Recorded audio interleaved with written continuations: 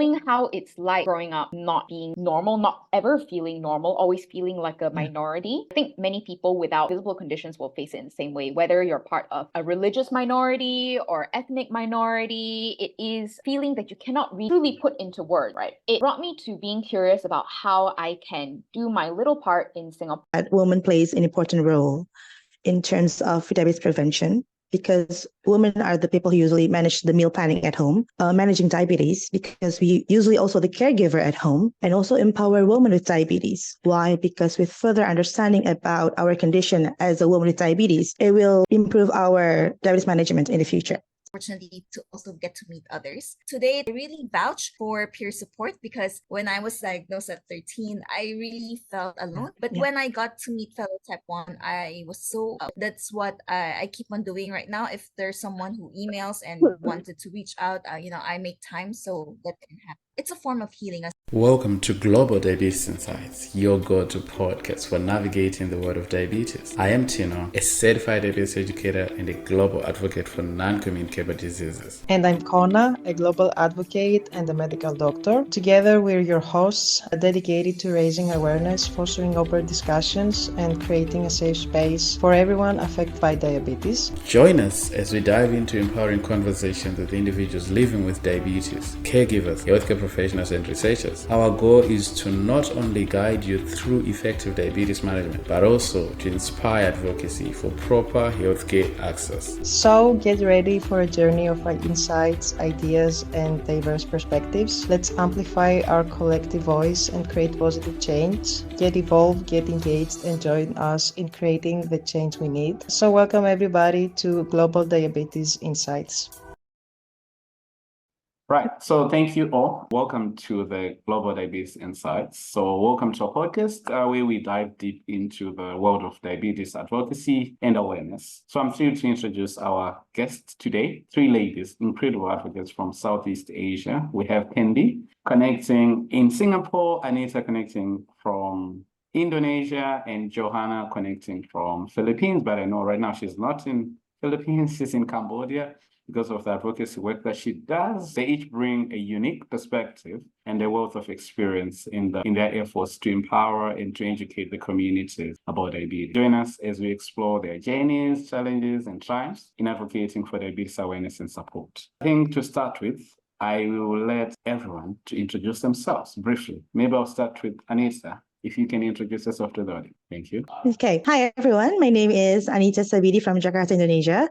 I live with type 1 diabetes for the last 27 years. I'm a designer, artist, illustrator, and I work closely with several diabetes organizations in the country with Persadia, Tikadar, and Diabetes Initiative Indonesia. I work in public relations, advocacy, and I'm also the head project for women in diabetes. Hello, everyone. I'm Johanna. I'm from the Philippines, and I have been living with type 1 for 23 years. It's been good. I've been helping out in the writing Hello Type 1. Other advocacy efforts would be for DDoG or other initiatives like Diabetes Philippines. So thank you for having us, Tino. Hi everyone, I'm Candy again. I represent Singapore in this podcast. I've had diabetes now for 25 years. I got it when I was 2 years old. Here in the Singapore landscape, we're doing a lot to push against the classic stigmas around living with type 1 diabetes. And this took me to a volunteer with local group here. The only community group Singapore has for type 1 diabetes is called type1.sg. In my day job, I also work in public healthcare. I'm also a 2-time TEDx speaker, have published a children's book on type 1 diabetes. Exciting. Great stuff. Thank you all for connecting and for being here. So I think we're going to do something a little bit funny. Thanks to Candy for suggesting this amazing thing that we're going to be doing. And I think for all the people that will come to this podcast, they would have to do this, or maybe just to patient advocates that will come. Anyways, according to what I have, and I think you've seen it, I wanted maybe each of you to describe or summarize your type 1 diabetes journey in only 6 words. I don't know which 6 words you'd want to use. And if it was me, I think I'd stammer. It's me, right? Yes, it's you. 6 words. Interesting roller coaster type 1 diabetes journey. Is it 6? Wow, this is unique. I've never heard of it. Over to you, Joe. For me, I really love striving and struggling and making the most. So 6. But maybe you're going to use the emotion. Josh is the most emotional person I know. Candy. I've chosen silent in sight, strengthened by light. To kind of explain what this means, the first half, silent in sight, I'm referring to the own journey that I took to even come up with motivation to want to be part of advocacy effort, to want to do more for the community, because for the first 15 years, I actually never had a friend or knew anybody with type 1. So naturally, that did create a lot of loneliness internally as well. Of course, I had friends in school, but it never really felt the same, like someone could understand this part of me. So for 16 years, pretty much in silence about this. Then strengthened by light. I guess light, not so much of physical light, but more of the light that other advocates like Johanna and Anita show in how it also me going in my current work. Started my early diagnosis in a good way, probably one of my darkest moments. I was completely alone. No one, I have to take care of myself from day one after my diagnosis. It is a roller coaster but then I met a friend who have type 1. Then we made a community. We stumbled on other challenges and then we create another community. It is a roller coaster, but it's really interesting. Why? Because those roller coaster provided me value. The roller coaster made me who I am today.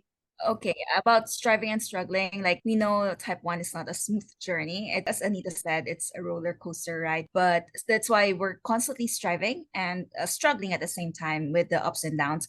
But at the same time, we can make the most. We are able to find ways to manage it with our own personal lifestyle and capabilities. So I think that's where I'm coming from. Thank you so much, everybody, for describing those 6 words. That is awesome. We have now started. Of course, we started way back. I think now we go on to Candy. We would want to know, we would want to understand, yes, you're getting diagnosed at the age of 2, so many things happened, and now you're involved in that advocacy. You're doing a lot of things. I wish I had found the pin that you sent to me about the first thing that's where everybody else was informed, the stakeholders, like people living with diabetes, healthcare providers, even people in government. I remember the pin you saying to me. I was looking for it. I wanted to pin it on my shirt while we do this podcast. So I think the audience would be interested to know, how did your upbringing shape your journey into what you do now in Singapore, working in health? I am from Singapore, but a significant part of my upbringing was actually in Shanghai, China. I moved there because of my family's job. Living in an environment where the healthcare was developing but had started from a lower quality in the 90s and early 2000s, I would say. Now, of course, it's very different, pretty much on par with many of the existing developed countries. But back then, it was not an environment that was very easy to talk about what living with an invisible condition was like. Luckily,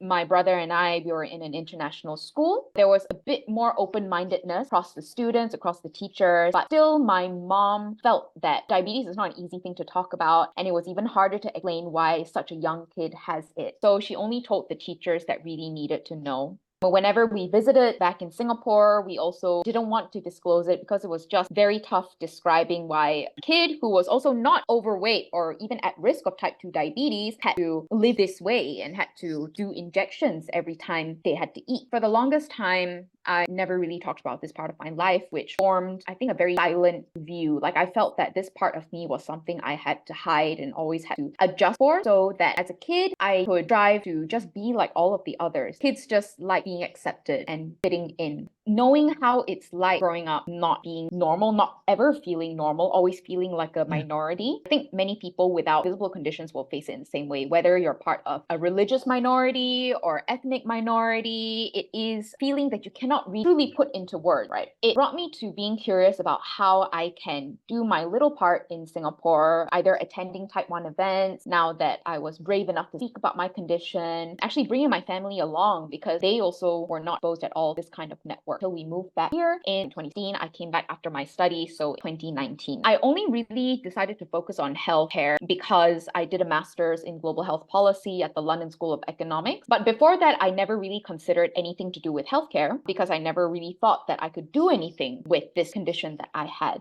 After realizing that there was so much amazing work that other people were doing in other countries, of course, there's ways that we can develop in Singapore, but it's not to the level that places like Australia, the UK, even a lot of the work that JDRF in India are doing, we do not have that in Singapore, and we don't have that community drive to want to create such national impact. We're starting to figure out my way. Because we can't ever get rid of type 1, we might as well find a way to use it and use it to our advantage in our lives. What's turning our greatest weakness weakness into our greatest strength. This is how I worked my way into working full-time in healthcare. Though my current day job does not relate to type 1, but it's still within the same sector. Whether it's language or mindset that our healthcare professionals use, our policymakers use, it all almost feels like a natural thing for me to work around.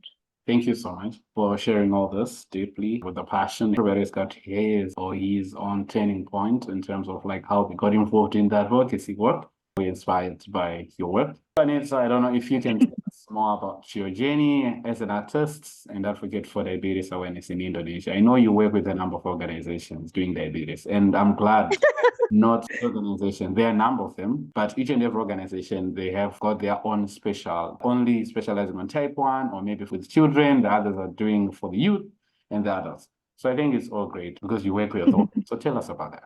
Let's start with the artist part. Okay. People have their own ways on expressing their ideas, some through writing, some through talkings, and some through drawings. And I'm into drawings. Probably in the last 2 years, I released my own brand, namely In Blue Diabetes Wear. So I design batik pattern. When I learned about batik, I learned fashion design. I realized that there are some philosophies that really resembles with my journey with diabetes. For example, I'm using right now, it's namely Kaung insulin pen, and with the insulin pen inside the pattern, which means that the insulin pens relate with us so much that influence our life. And there's some other patterns such as, I think Joe has one also, Batik Jawa Hokokai. There's a philosophy behind it. Batik Jawa Hokokai pattern, it appears during colonization. It resembles the hardship.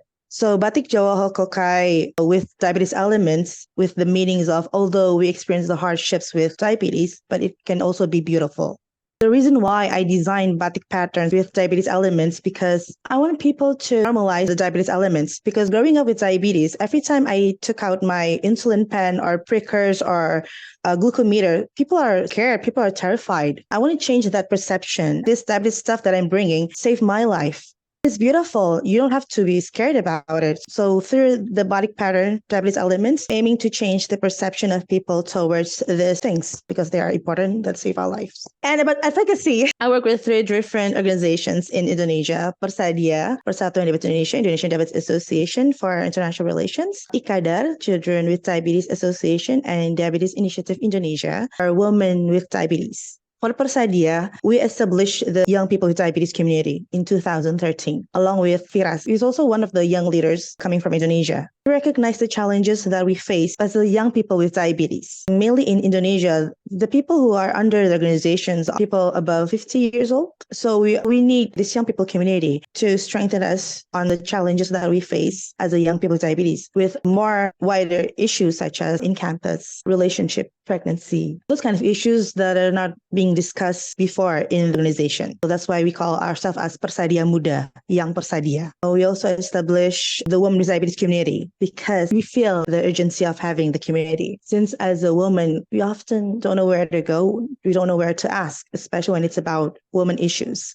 especially when your doctor is a male. Culturally, it's not common to have those kind of discussion with the male doctors because it's private. Having this community, it allows us to ask, to share, to empower each other. In this Women with Diabetes community, we are carrying the message that women plays an important role in terms of diabetes prevention, because women are the people who usually manage the meal planning at home, managing diabetes, because we usually also the caregiver at home, and also empower women with diabetes. Why? Because with further understanding about our condition as a woman with diabetes, it will improve our diabetes management in the future. What else? The Children's Diabetes Association, IKADAR. That's the reason for it. Because I grew up back in the 1990s. Lack of diabetes information. Even my parents, they don't know how to manage my diabetes. I manage my diabetes since day one. The idea is that my hardship stop here. We want to create a better environment, a better condition for the younger ones in the future. The community support means everything to me.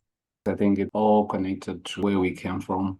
Everything that we went through that be motivating us, encouraging us to do what we do now, because we want to change that narrative so that no one else goes through the same things we went through, because they were difficult, they were hard. Thank you so much for your dedication, your passion in doing everything that you're doing. Joe, for you, you're super active in the advocacy journey. You're doing a lot. You yourself also a person living with diabetes, which is a good thing. The audience would want you to maybe if you can tell how you manage the challenges living with type 1 diabetes in a country like Philippines. Sure, Tino. I think, we all experience different challenges with type 1 diabetes. Against all odds, if we linger on all the frustrations, I don't think that can be helpful. So with all the challenges, I think keeping a positive attitude in a general manner is a very helpful attitude, and trying to make ways how to make the most out of our T1 conditions. Like in the Philippines, finding ways to manage well amidst having to pay out of pocket for our medications. And then we can also show up for any opportunities, like taking initiative, being proactive, finding ways how to learn on your own. Of course, you have to consult with medical professionals, but if it's very costly and you would want to learn, there are several online programs right now being done, and you could just sign up for free. Like they have different programs online that you could really learn more and get to know about your body, because we are our own experts for our own conditions. We know the for our own body how it works, with the timing, with our preferences, activities, etc. Reaching out also to others is a good and helpful way. One way is like through Hello Type 1, educational platform of Action for Diabetes. What we do is we create content, and then we also reach out to the community. So I would recommend that type in Hello Type 1, and you would see the different countries and the links. It's run by Action for Diabetes. Action for Diabetes is a UK registered type that gives hope and help for the Southeast Asian people living with type 1 diabetes. Thanks, Tino. Thank you so much, Joe, for the way that you do with Action for Diabetes. We need diabetes organizations that are out there to help people, because not everybody is fortunate enough to afford the things that they need. Candy, you were in Europe, Paris, London, now you're back in Singapore. And you've seen a lot. Of course, you've been seeing people living with diabetes. I went to a conference, ATTTD. I didn't see anybody inject. I never saw anybody using it. So I was the only one using it. And I was like, oh my God. Oh, that's interesting. I also wonder, there were representatives from low and mid-income countries, but it could be an access sort of benefit if the technology was like subsidized in where they are. Yes, definitely. Mostly in the mid to low income countries, those things are just not there. Even if you try to download the application, the Liba link, for example, or the Dexicom G7 link, if you try to go to Google Play Store or Apple Store, you'll not find it. They'll say it's not available in your country. Yep. And even if it was available, it would be difficult, because I know people are struggling to afford insulin that goes for €5, for example. Would they be able to get access to a sensor? I think that'll be difficult, because that's a lot if you are to use it only for 14 days.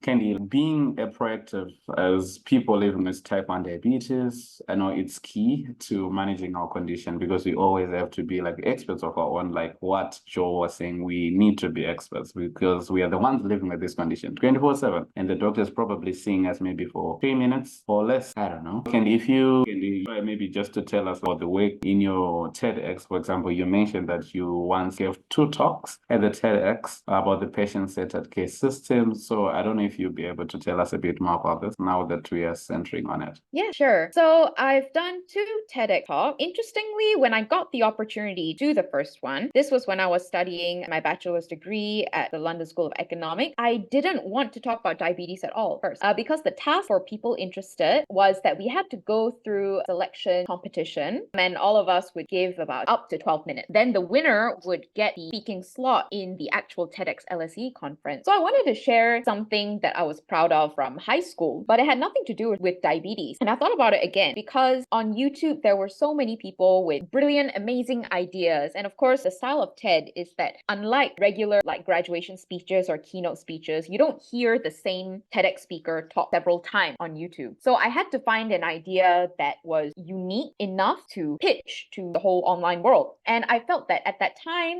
not even like having graduated university, the only area I could really say that I was an expert in was type 1 diabetes. So I began with my own story. I open it by describing my diagnosis. My main message from my first TED Talk was putting forth the idea that accountability does not necessarily lead to responsibility. Of course, this is specific to invisible conditions and specific to healthcare, but I think that there are definitely parallels across other industries. If we had more time in this podcast, we can talk about it, but we don't. So in a nutshell, what I mean by this is that we are accountable for deciding what we eat, how we carb count, what sort of technology we use or don't use, all dependent on how we want to manage this condition that fit our lifestyle. This still does not fully make us responsible for things like our blood glucose results, our HbA1c, and for all of us that use a diabetes technology, the percentage that is the time in range or time in type range, if you even practice that. This is taking into account the fact that there are so many external factors that we cannot predict. Who can predict, even without diabetes, how stressed you will be on any work or study? For females, we also cannot predict exactly which day our periods will come or when they will stop,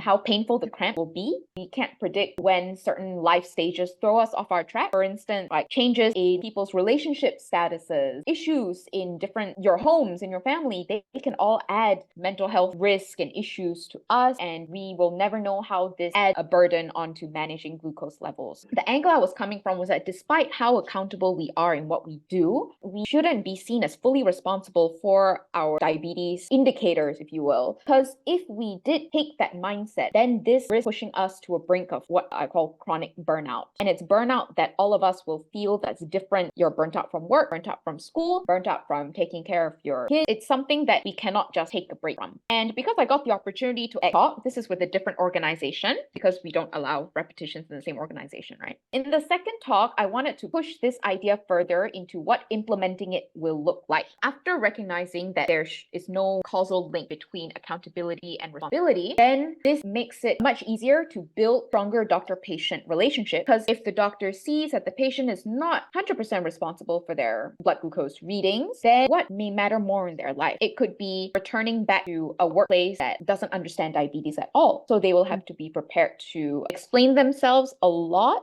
being very patient with people who cannot understand so quickly, making sure that they have all of their hypo treatments around, that they know how to manage in stressful meetings. If we build stronger doctor and patient partnerships, then this ultimately is what will help all of us succeed in managing and living well with type 1. Not every day that we get things right. Rarely we will have 2 days same, but it's this process of understanding yourself and understanding this part of your life that requires so much decision making that I wanted to raise a voice for through giving my 2 talks. Thank you so much, Candy, for using your TEDx experience platform to talk about these things, representing our voices, because now TEDx is an international stage where everybody dreams to speak on it. Like, for example, myself, I remember when I was at uni, I applied to speak there. I didn't know what I wanted to speak about these things. Then I wasn't accepted. And I was like, okay, it's fine. It's okay. I'll get back on it anyway. But yeah, thank you so much for using that. From all your 2 talks that you did, you always wanted to talk about diabetes. To you, Anita, people in Indonesia, they call you with names. You have so many names. They can call you the mother of type 1 diabetes. I know there are lots of names because you collaborate with lots and lots of organizations. There's nothing that is usually happening where you're not there, you as a person living with diabetes. So collaborating with healthcare professionals stands out as a key pillar in type 1 diabetes management. So maybe we would want you to share with the audience, how have you fostered successful collaborations amongst the communities in Indonesia to conduct stigma and empower others?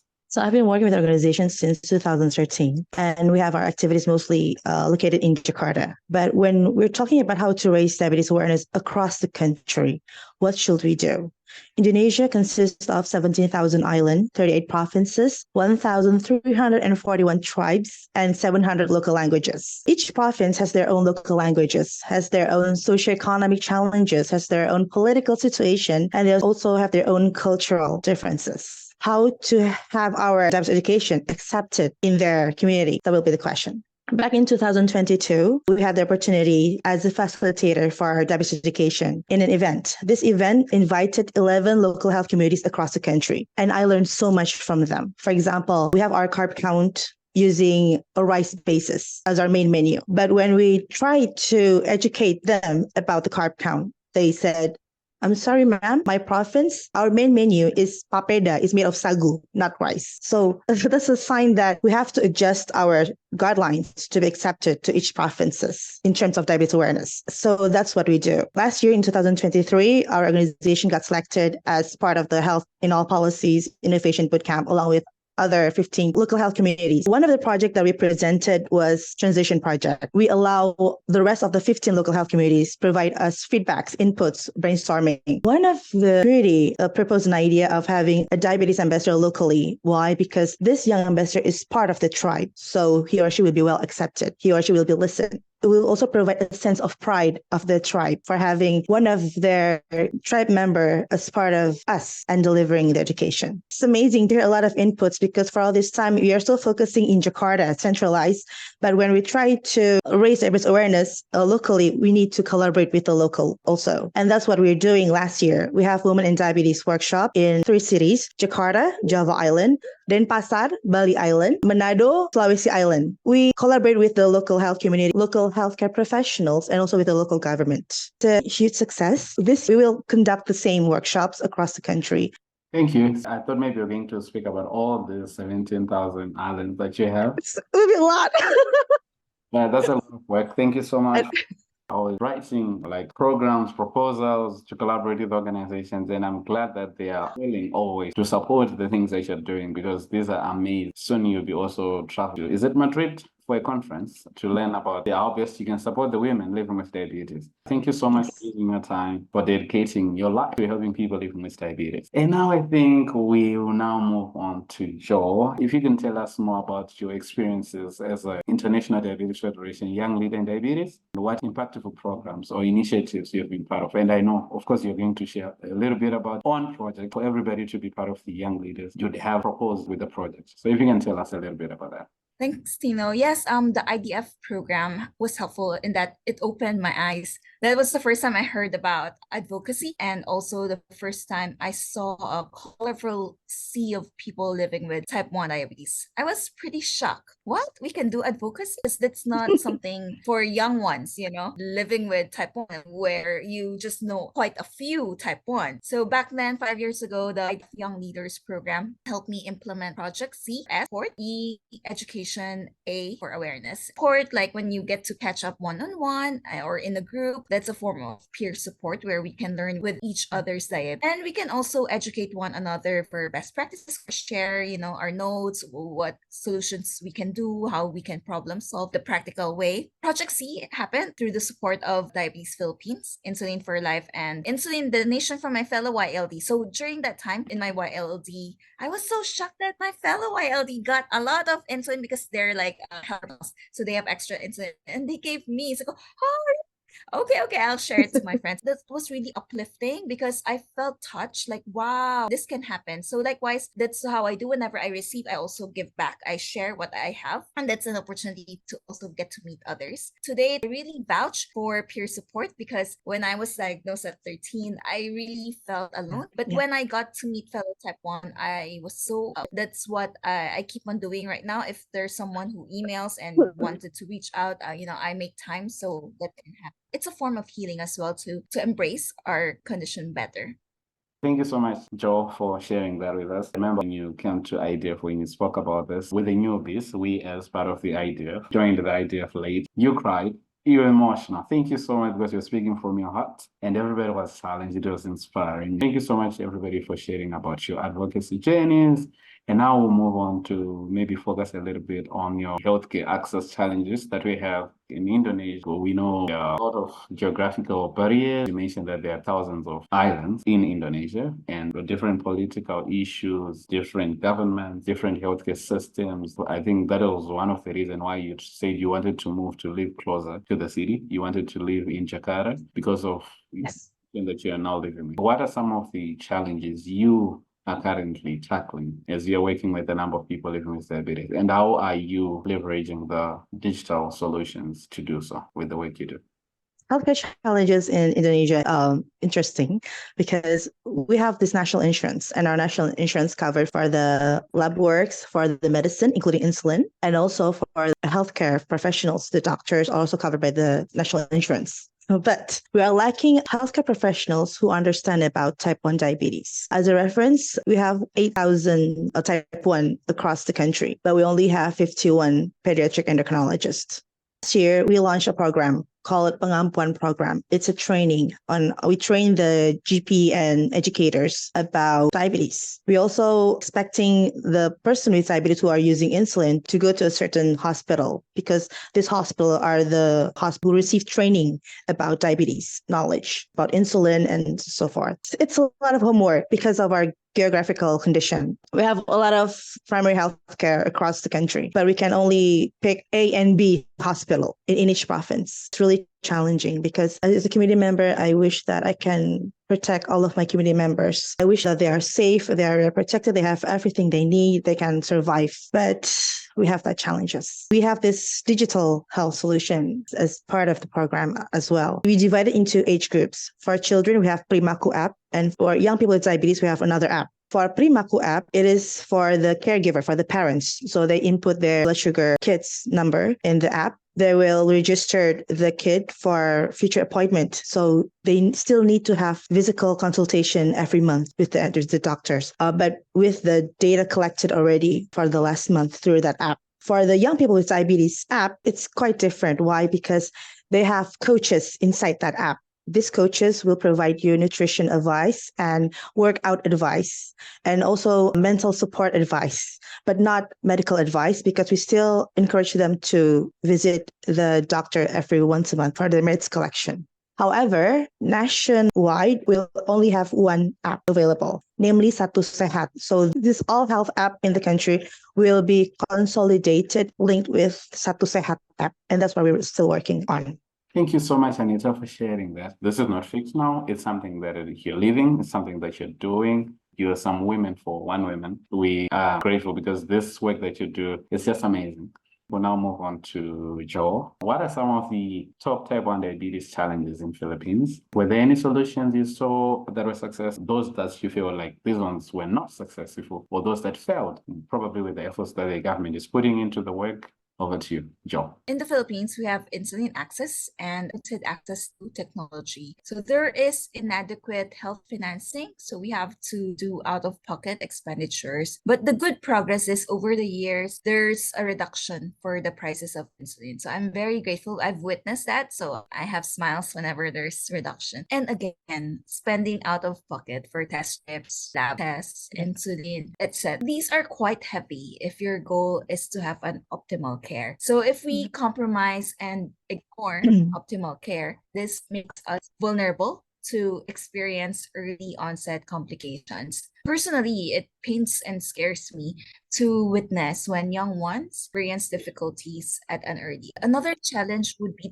is the limited access to healthcare services because of the fragmented referral system from primary care to specialized care units.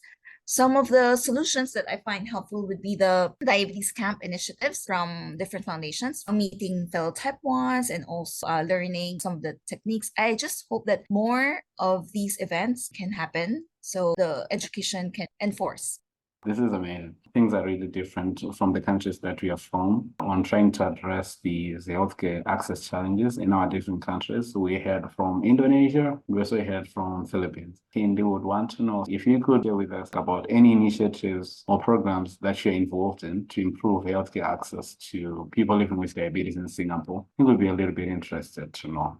Thanks, Tino. We are fortunate in Singapore in that it is quite affordable to live with a diabetes, and I don't mean just type 1, but all types, because access is not as big of a problem given that Singapore is actually a very, very small country. We are an island. We're made up of a few other islands, but pretty much it's a very small space. We have like 19 acute hospitals. We've got 2 main children's hospitals. What we are not yet on par with other countries is more of the psychosocial emotional support. The initiatives we have here are more of towards that angle, highlighting the lived experience, highlighting silent stigma that keeps going around. And this definitely has biggest impact on workplaces and schools, especially when some provisions need to be made, whether it's, for instance, like alternative exam arrangements in school so that people can take in their glucose monitoring device or their hypo treatments. Of course, these are not initiatives driven directly by me, but it is an example of what we don't have in terms of lived experience support in areas outside of the hospital,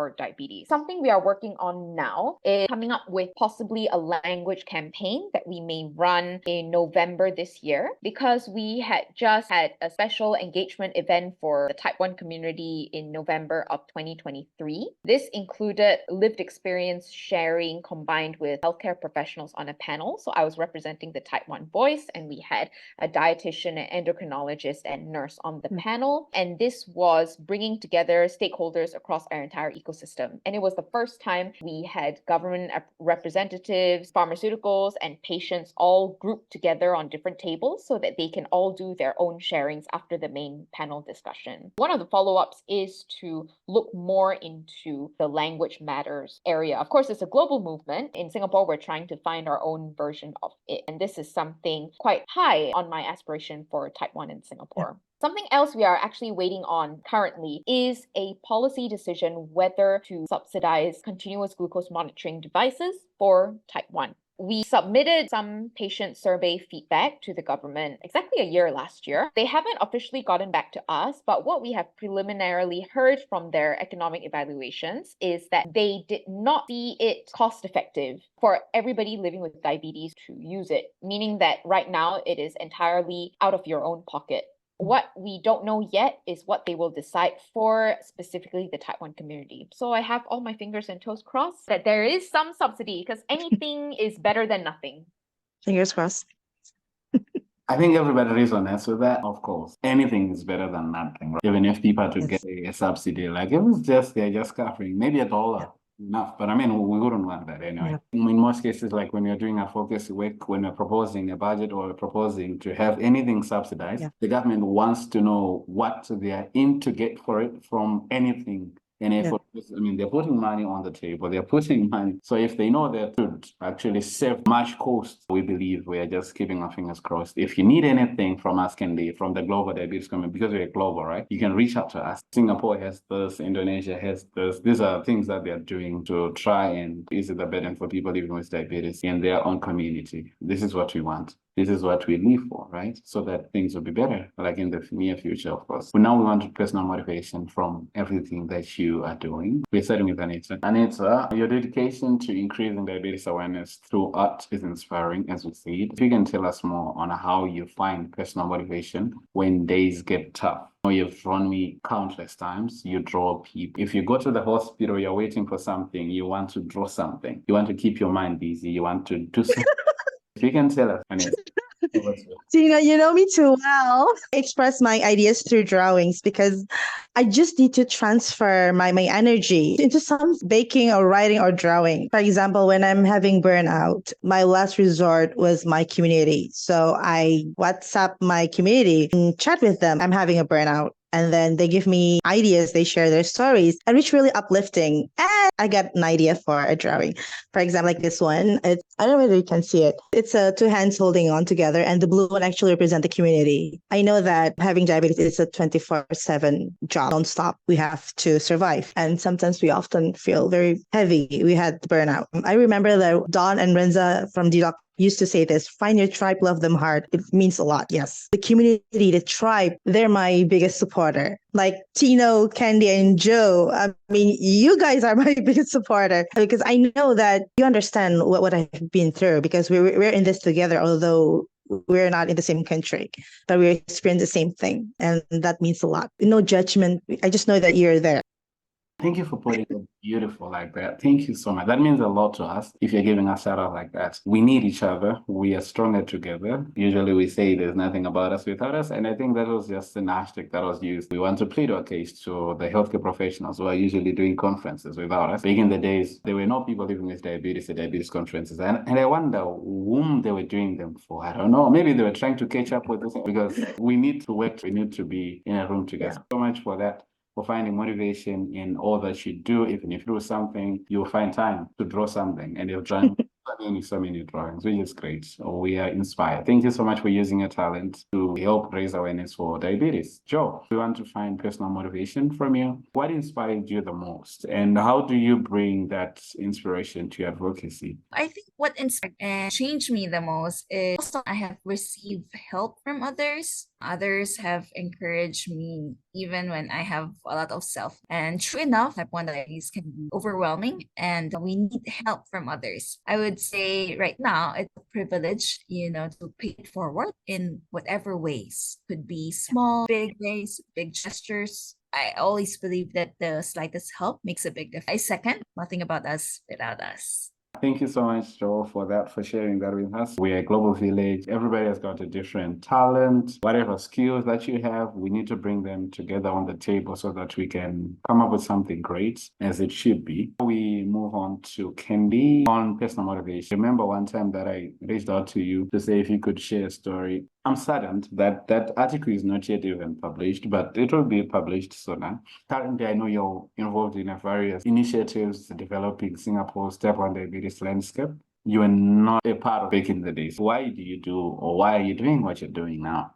Okay, yeah. For me personally, it's a lot coming from figuring out this experience for myself, a lot of it in silence. So for myself, I do a lot of journaling. It was something that I started when I was, say, 9 or 10 years old. It actually started as a suggestion from my mom because she wanted me to just do better in my writing in school. She didn't care what I wrote about. It was kind of just building a habit. But little did she know that she has built a habit that has lasted me for so long, more than a decade. I use journaling as a way to talk about what I am feeling inside, and a lot of it is related to type 1 because I think sometimes when we handle different situations or when we ourselves feel exasperated because no matter what we try, or even when days feel like they are uncontrollable, nobody outside really understands. Even the smallest things like doing the same injection for different meals the same time every day. Doctors will think that, yes, this is just a part and parcel of clinical care for type 1, but asking someone to do something repeated, no matter what the circumstance every day, is much easier said than done.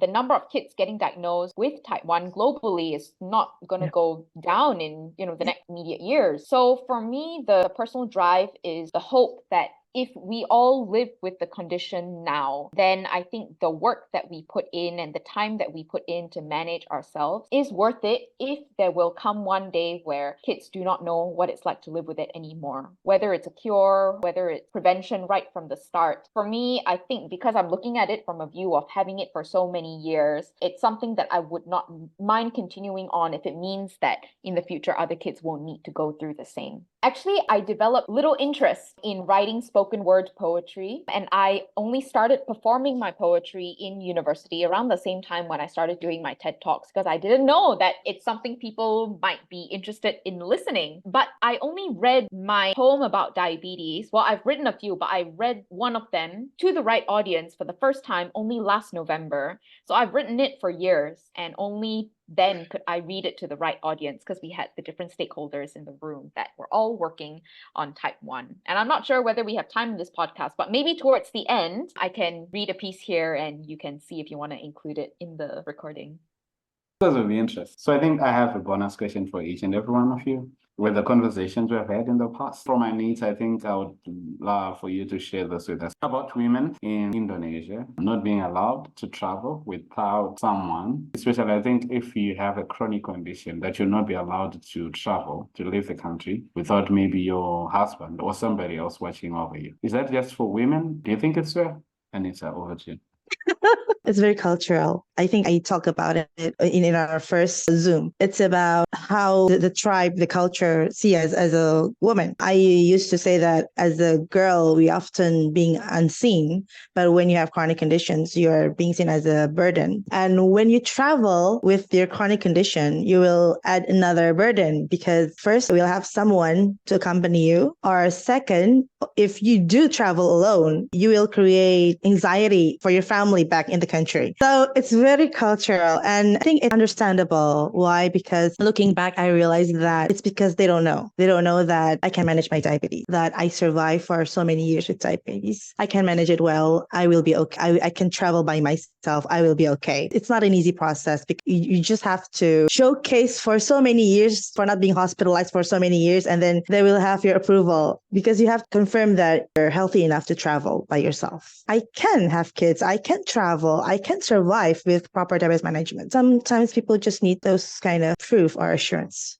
So I think it's just amazing. But thank you so much for challenging the narrative. We do hope that maybe in the near future, things like that would change. We don't need that. I think basically we are using the Roman dash law from the people that it's almost the same. Women back in the days, they didn't have a right, like say, if they want to sell a property, if you own a property, for example, you were being as a minor, you could not enter into a contract without your husband. You could not sell a house, for example. You'd need somebody doing. I think I have a bonus question for Joe. I wanted to ask you about something else, about an organization now, but I want to ask you for a general. From Joe, how do you envision the future of diabetes care and advocacy in the Philippines? What role do you see yourself playing in shaping the future of diabetes?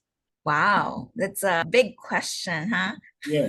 I wanted to make it more practical and relevant that anyone can apply, anyone can do. So for me, one big thing would be showing up. You can really apply in diabetes related scholarships, could gain more knowledge on an international scale, like PDOC, they provide those scholarships. And then you can also share your experiences in ways you can online or offline platforms. I think those are helpful because I want to make it more doable for everyone. So it's not like daunting to even try. Because one way or another, our stories are unique and we can touch and encourage others just by seeing a fellow type. It's encouraging that, oh, you're able to live that long and good. Or if you are able to experience a tough one, how are you able to get through? It's an inspiration. Thank you for that, Joel. That is amazing. I was also trying to respond to your message. From Candy, as a bonus, I don't have a bonus question for you because you have a bonus thing that you're going to offer us to read us a piece. We could leave it to you, Candy. And Candy, you're now on Spotlights. Okay, this is a spoken word poem I wrote for everybody living with type 1 diabetes. This is called A Lullaby for the Kids That Beat at Night. For the one trying birthday cake for the first time, beaming with your bright blue glasses, I root for you. For the one who carries the sweets in her bag, a lifesaver instead of instantaneous joy bringer, I root for you. For the one who muscles through 18s and 20s on the blood glucose meters, who muscles through things his friends don't think twice about, I root for you. When the boxes of lancets and rows of test strips stare you down in barbaric challenge, I root for you. When you swallow near DKA heartbeats while standing in line, masking a blood sugar too high to sit eye to eye at Tuesday team lunches, I root for you. For the one who sank, battled, and conquered, the repetition of self-sustenance, who keeps pushing their boulders up the same hill and still has energy to greet Sisyphus in smile and dance, I root for you. For the one who held the librarian's hand before taking the seat up front, facing his friends, the most daunting feeling, a sea of familiar eyes all awaiting a story that was written to dispel lies. Lies that have poisoned adults wiser than he, and wisdom sits shunned next to herd-like mentality. This time, though, he knew his voice, this book, would take root. You'll sow the times you properly carb counted, the estimates entered each day into your pump. You'll sow the midnight alarms you did wake up to, the moments you knew you trudged alone but did not slump.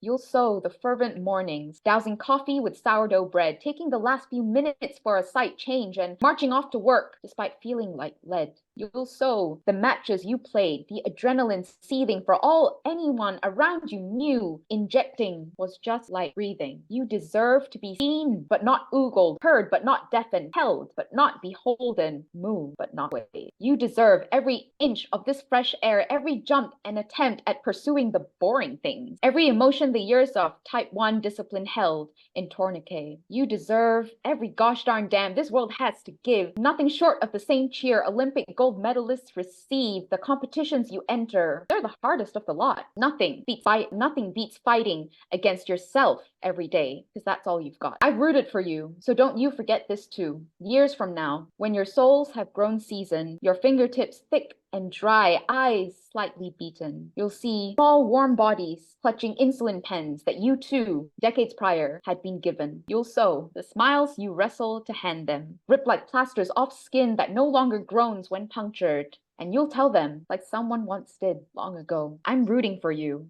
and how far you will go. And when you finally let go of this earth, all that you've grown and all that you've sown, all that you've held and felt in your bones, they will also take root. Thank you. We love you. Oh my God. We root for you. On behalf of everyone, We love All of us. you, Candy.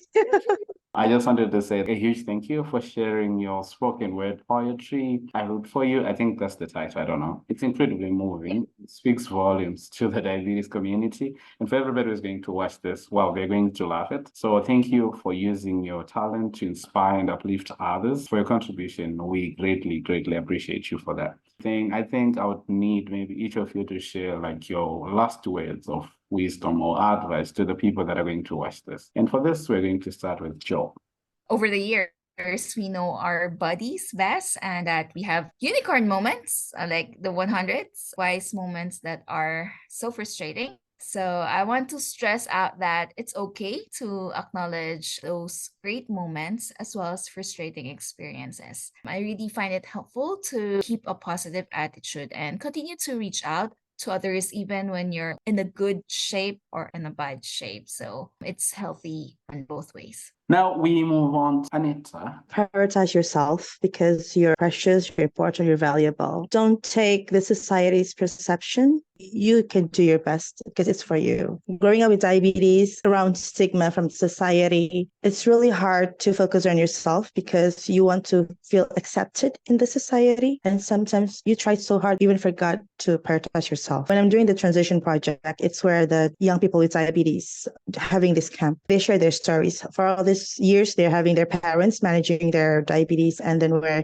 they went to the campus, they have to stay apart from the family. They are drifted away with their so-called friends, but they missed on managing their diabetes because they want to be accepted. They miss their injections, they miss monitoring their blood sugar. Some of them experience DKA cases. So they want to look slimmer. And the point is that you have to focus on yourself because you matter a lot. You don't have to follow what the society wants you to be. Just focus on yourself. Bravo. Thank you so much for that. I don't know, Kendi, after that amazing spoken word poetry, what word of advice would you have for those of us that will be wanting to become an advocate for diabetes, for example? No, I thought you were going to say, what is some words of advice you can give to people who want to write poetry? I'm like, oh, this is, I didn't take any lessons. I also don't know. Have type 1 diabetes. Oh, I'm joking. Advice to others, two things. First one is remembering that the only people who will not lose are the ones that don't give up. You will always be a winner as long as you keep going. But to get into the advocacy space, because this is like one level higher than just managing your own type 1 condition. Yep. We all know that we have turned our greatest weakness into our greatest strength. But in advocacy work, the opposite is also true. Your greatest strength will be your greatest weakness. On top of essential self-care mentioned by Anita, the value of your own support network will help you in your advocacy journey. And we all have our own, whether it's our siblings, our parents, friends. There's also the Global Advocacy Network. Some of the faces are in this podcast here. This is what will keep you going. Advocacy is the journey in itself. It's not so much what outcome, because all of us will face the same types of rejections, the same types of roadblocks, but we all know how to keep ourselves moving forward. So thank you so much, Kendi. Thank you so much. I mean, that was just amazing. As we bring this insightful session to a close, I'm struck by the profound dedication and unwavering commitment of all our three guests, Kendi, Anita, and Johanna, to the diabetes community in Southeast Asia. Thank you so much for being part of this podcast. Representing your stories have illuminated the challenges faced and the triumphs achieved in the respective journeys. We cannot thank you enough for that. From advocating for patient-centered care to leveraging arts for awareness and combating stigma, your efforts inspire us all. So let us carry forward the lessons and learned today, fostering collaborations. I always speak of collaborations, breaking down barriers and driving positive change in the realm of diabetes. So thank you, Kendi. Thank you, Anita. Thank you, Johanna. We needed something like that. We are looking forward to having something similar like this. It was worth the wait. We waited for long. Thank you also. Thank you so much, Tino, for having us. For multi. Thank you so much for sacrificing. Baby. Hello. Hi. He's waiting for me. Oh, yeah. Aww.